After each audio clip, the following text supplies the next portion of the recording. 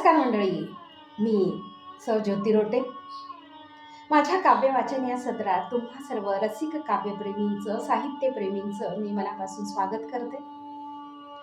आज बऱ्याच दिवसानंतर मी माझं काव्य वाचन लाईव्ह स्वरूपात तुम्हा सर्वांसमोर घेऊन आले आहे. दूरवर तुम्हा सर्वांना सनईचे सूर ऐकू येत असतील आणि सनईचेच सूर का असा प्रश्नही पडत असेल. त्या प्रश्नाचं उत्तर देण्यापूर्वी मी तुम्हाला सांगू इच्छिते, पूर्वाश्रमीची मी ज्योती अरुणराव पांडे. हे नाव मला आयुष्यभर लावायला आवडलं असतं, कारण कुठल्या मुलीला आपल्या वडिलांचं नाव आयुष्यभर मिरवायला आवडणार नाही. वडील म्हणजे माझी ओळख, वडील म्हणजे माझा अभिमान. पण जगाची रीत, रूढी परंपरा त्याप्रमाणे मुलगी वयात आली की तिचं लग्न लावून दिलं जातं, तिला परक्याच्या घरी कन्यादान करून पाठवलं जातं. ह्या अशाच आशयाची माझी आजची कविता आहे. ती माझ्या सर्व सख्यांना समर्पित आहे. ही कविता मला माझ्या वडिलांसमोर वाचन करायची होती, पण ती मला शक्य वाटत नाही, कारण माझ्या भावना इतक्या दाटून येतील की वाचन करणं तर दूरचीच गोष्ट आहे. ऐकूया. लेक लाडाची कारे बाबा तू परक्याला दिली. हे माझ्या कवितेचं शीर्षकच आहे. लेक लाडाची बाबा तू का परक्याला दिली, तुझ्या कुशीत वाढलेली लेक तुला जडकारे झाली. तुझ्या कुशीत वाढलेली लेक तुला जडकारे झाली. तुझ्या बोटाला धरून चालाया शिकले मी. तुझ्या बोटाला धरून चालाया शिकले मी. तुझ्या डोळ्यातले स्वप्न माझ्या मनी विणले मी. तुझ्या डोळ्यातले स्वप्न माझ्या मनी विणले मी.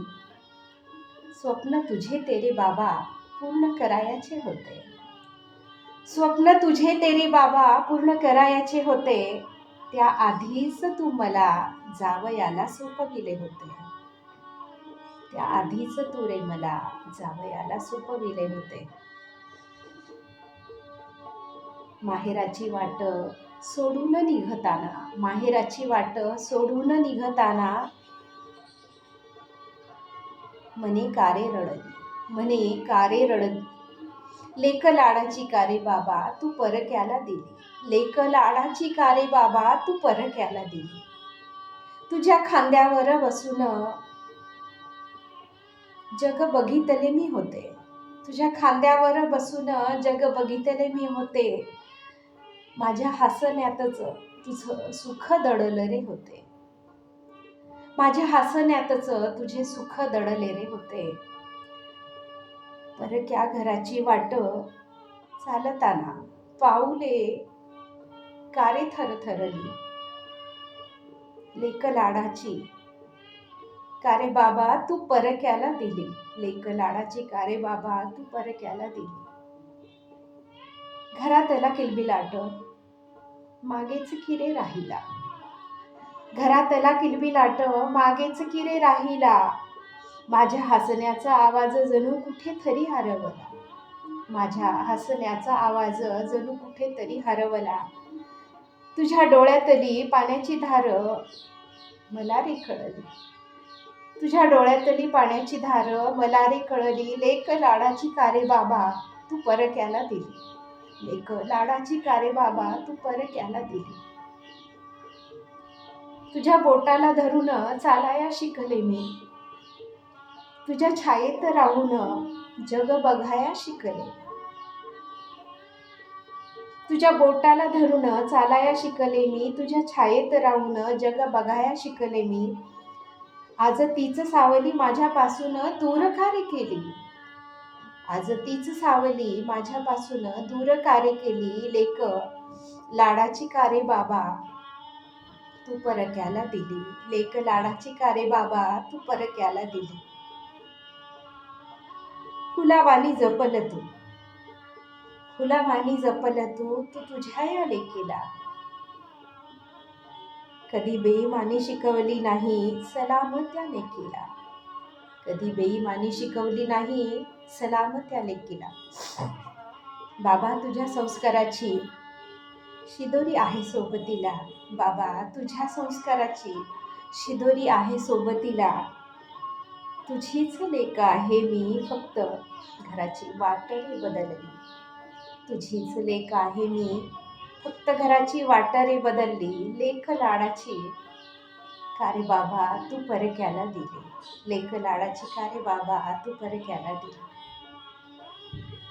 कवितेच्या शेवटच्या ओळी.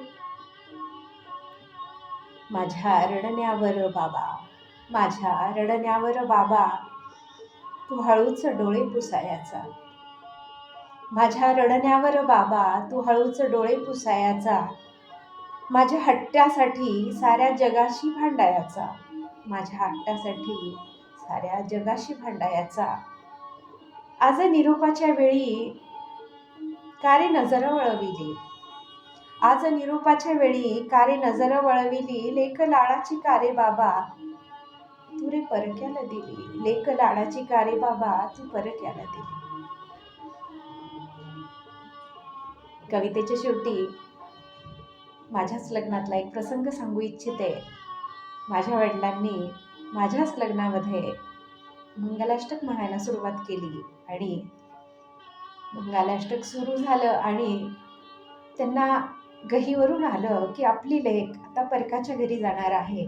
त्यामुळे हातातला माईक तर गळून पडलाच, पण अर्ध्यातच मंगलाष्टक थांबवून ते तिथेच रडायला लागले आणि त्या क्षणी माझ्या हातातल्या वरमाला गळून पडतात की काय अशी माझी अवस्था झाली. आणि त्या क्षणी कळालं की लेक परक्याच्या घरी दिल्यानंतर आई वडिलांची अवस्था काय होत असते.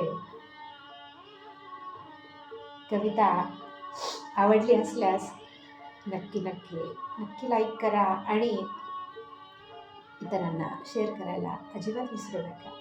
धन्यवाद.